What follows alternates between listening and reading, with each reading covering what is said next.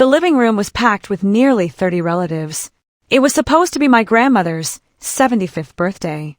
Everyone was laughing, eating, and taking family pictures. I had just arrived after driving 4 hours from college. Before I could even sit down, my father called my name. "Come here." His voice was loud enough for everyone to hear. I walked toward him, confused. He held up a bank statement. "Would you like to explain this?" I looked at it. It wasn't mine. I've never seen that account. My father didn't listen. "You've been stealing money." The room fell silent. "I didn't." My younger cousin whispered something.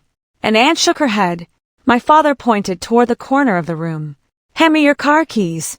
"What?" "You're grounded." I stared at him in disbelief.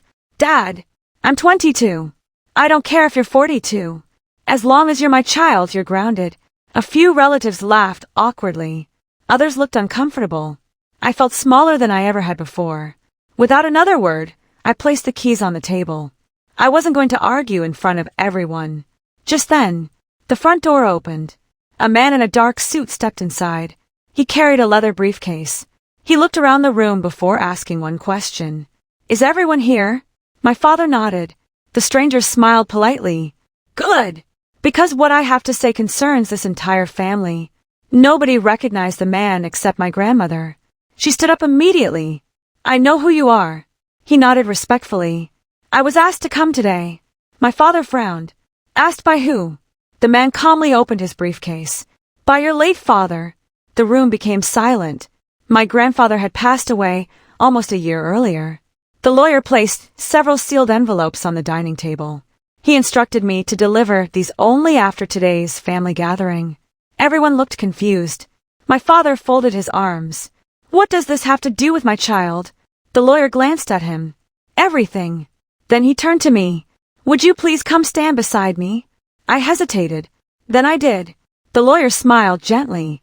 "Before I continue, I need everyone to know that a serious mistake has just been made."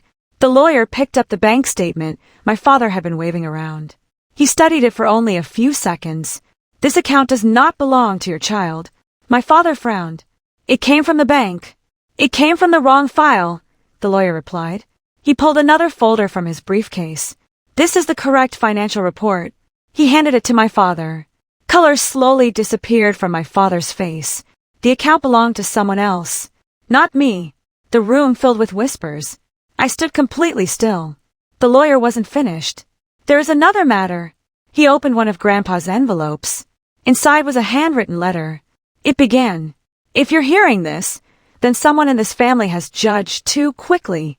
Every eye turned toward my father. The lawyer continued reading. "Throughout my life, I noticed a pattern. Some people speak before they listen. Some accuse before they understand. And one day, that habit will hurt someone they love." The room was completely silent. Grandpa had written every word months before he died. Then came the sentence that changed everything.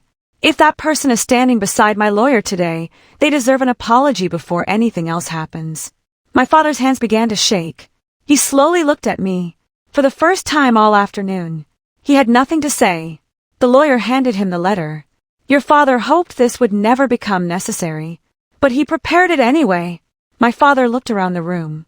30 relatives watched in silence, the same people who had seen him humiliate me. He slowly walked toward me. His eyes were full of tears. "I'm sorry." His voice barely rose above a whisper. "I should have trusted you." I didn't answer immediately, not because I wanted revenge, but because I needed him to understand what had happened. "You didn't embarrass me because you were wrong," I said quietly.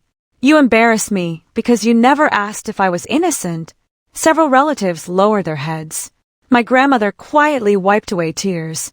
No one defended my father, because no one could.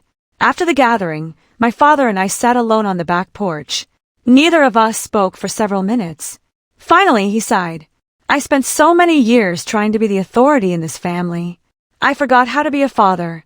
Those words stayed with me. Trust isn't built by controlling people. It's built by believing them until you have a reason not to. Over the following months, my father worked hard to rebuild what he had broken. Not through expensive gifts, not through empty promises, but through consistent actions.